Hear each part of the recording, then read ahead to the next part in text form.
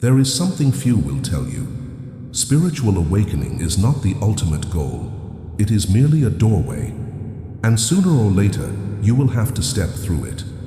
When we embark on the journey of awakening, we imagine we are moving toward liberation, freedom from pain, chaos, and unanswered questions. But Carl Jung did not see awakening as an escape from the world. Rather, it is an unflinching confrontation with our truest nature, including its deepest shadows. There is no shortcut to the truth.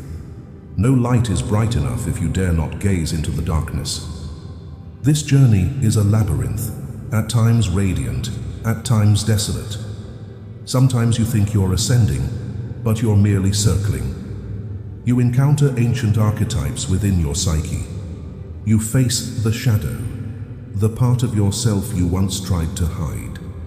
You are tested, broken, and reborn. And then one day, you wake up, look in the mirror, and realize you are no longer searching. You have found. You have passed through the night. You no longer need light because you are the light. This is the subtle moment few recognize, when the journey of awakening ends and the journey of embodiment begins. From here, you no longer need to be healed. You begin to act, create, lead, and inspire. Carl Jung called this the process of individuation, becoming the person you were born to be. Not an idealized ego, but a self, whole, multidimensional, authentic, and powerful. In today's video, we will explore 7 signs that your spiritual awakening journey is complete, and it's time to unleash the true potential sleeping within you. Don't miss it, because this might be the moment you need to hear this most. Number 1, you are no longer awakening. You have entered a new phase. There is an uncomfortable truth. Much of what we call spiritual awakening is merely the controlled collapse of the ego, not yet the emergence of the true self. Awakening is not a cosmic halo illuminating our soul. It is not a permanent epiphany where all suffering dissolves and we float on transcendent planes of consciousness. Number awakening, more accurately, is an inner earthquake. It cracks open old structures, topples beliefs that once propped up our lives. We don't become lighter, at least not at first. We become rawer, emptier. Carl Jung understood this deeply. To him, awakening was never the goal. It is a necessary but insufficient stage in a deeper transformation. Individuation, the integration of all parts of the psyche to become wholly oneself. Awakening is merely the first bell rousing the beast sleeping in the shadows.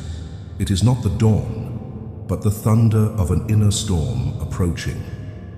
Imagine an ancient house where you've lived since childhood. You know every wall, every crack, every dark corner.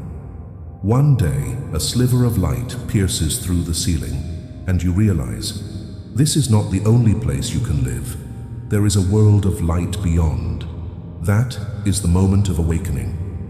But you haven't yet stepped out of the house. You've only realized you're confined, and then the truth hits. You must tear it down. You must dismantle that old roof with your own hands through doubt, tears, and even blood. That is the next phase. That is transformation.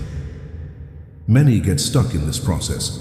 They mistake the moment of awakening for completion. They begin labeling themselves awakened, old soul, higher being. They build a new ego based on the experience of shattering the old one. But it's still an ego seeking to control reality through spiritual language. Jung called this shadow inflation, the dangerous swelling of the shadow masquerading as enlightenment. This is why many, after awakening, fall into prolonged crises. They are torn between newly discovered truths and an unchanged reality.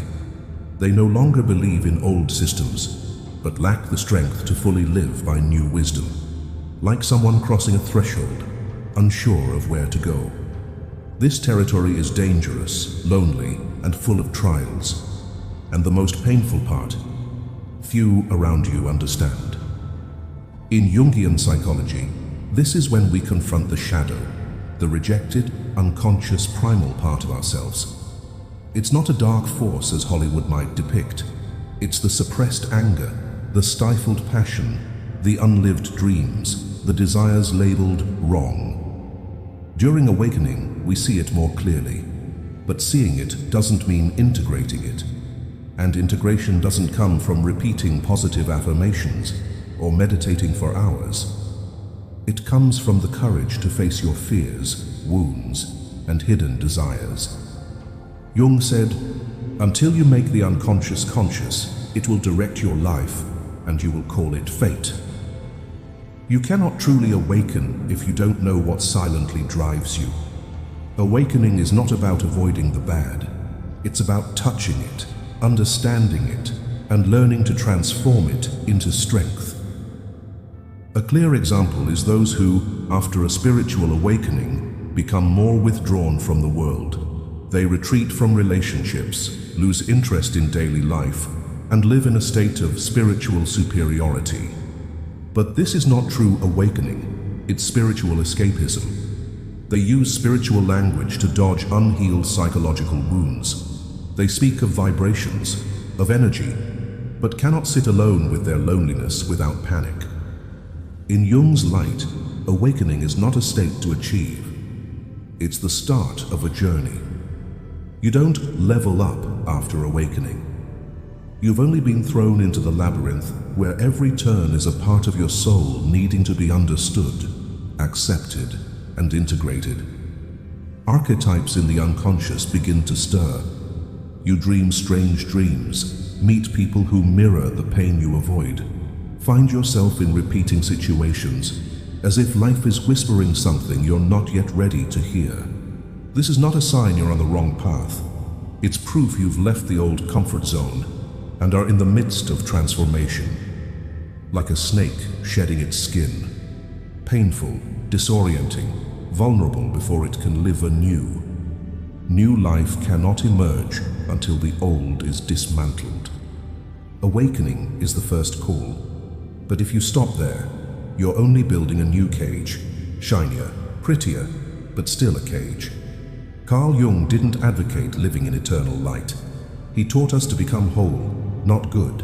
And to be whole, you must dare to move beyond awakening into the journey of individuation. And then, after all the chaos of awakening, after the storm of doubt, collapse, and inner conflict subsides, a different kind of stillness emerges.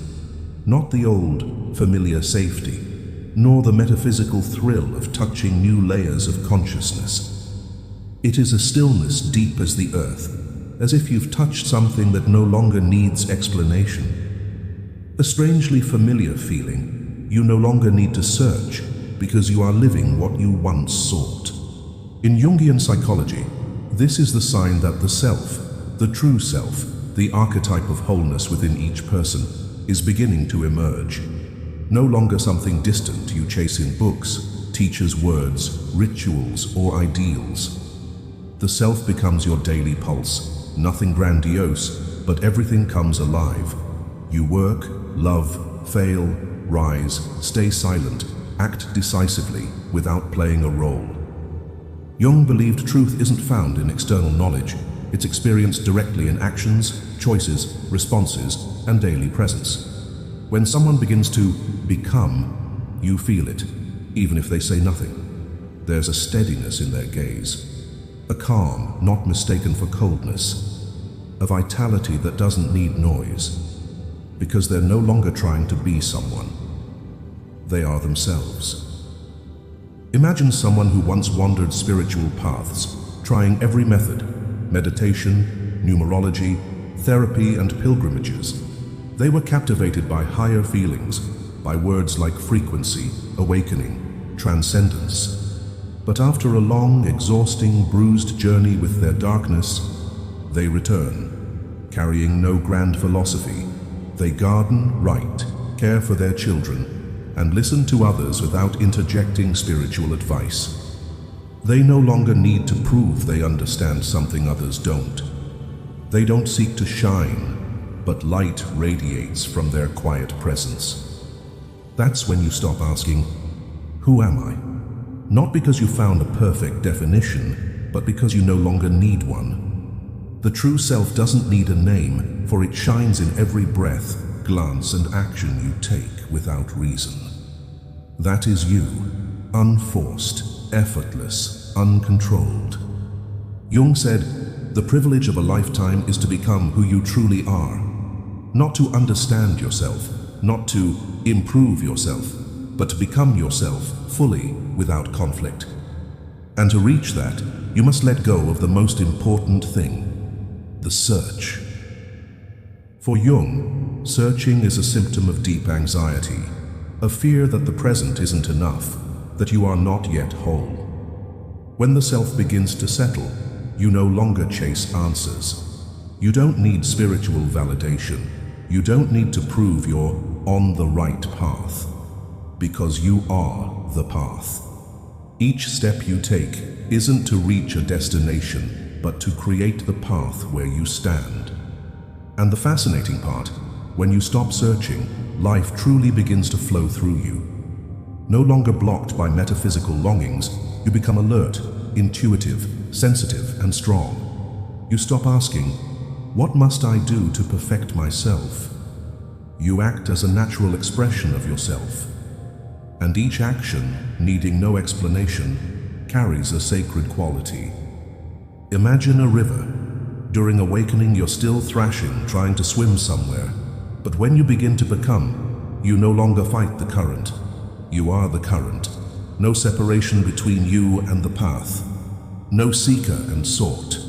Only an unbroken presence between self and life. But this process isn't glamorous. No fireworks, no fanfare. It's quiet, like a forest growing in the night. It doesn't need others' approval. You may be becoming even when the world thinks you're standing still. You may live a silent life yet leave footprints deeper than any loud proclamation. And perhaps the most telling sign, you no longer want to awaken others. When you're still searching, you tend to pull others along, preach and evangelize. But when you begin to become, you become a space for others to awaken on their own. No force, no attachment. Carl Jung lived this way. He didn't write to make others believe him. He didn't create a cult or preach salvation. He observed, experienced pain, and wrote it down. His pages don't carry beliefs. They carry the profound reality he lived. He became himself and left a legacy no one can replicate. Have you ever noticed you're in this phase? Not searching, not debating, just quietly living as yourself? If so,